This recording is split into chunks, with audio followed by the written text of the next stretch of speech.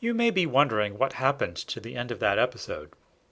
Well, it was a telephone call, and I made a real effort to continue the episode after the end of the telephone call, but I am emulating Sword of the Samurai so that I can actually have sound.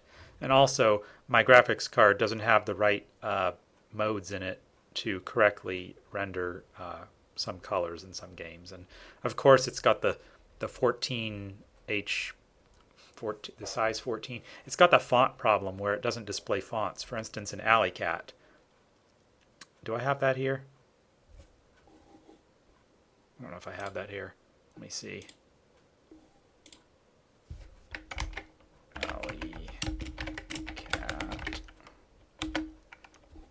Or just, no, just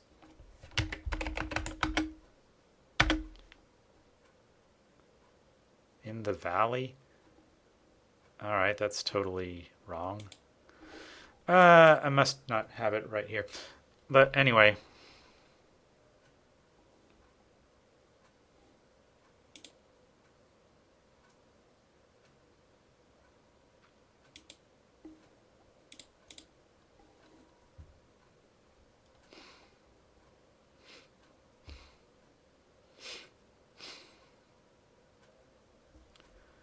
You may be wondering what happened to the end of that episode. What happened was a telephone call. And I made a good effort at the end of the call to resume the game, but, well, I'm emulating the game because I want the game to have sound, and I don't have an original sound blaster in my modern computer. And also,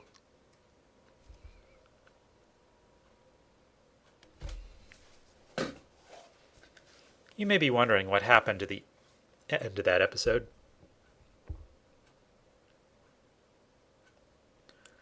You may be wondering what happened to the end of that episode. Well, I had a phone call. You may be wondering what happened to the end of that episode. I got a phone call, and I made a fair effort after the phone call to continue the episode, but, well, I use an emulator because I want the game to have sound, and I have to record it. So the recording kind of necessitates a new computer. And the new computer kind of it kind of makes, damn it.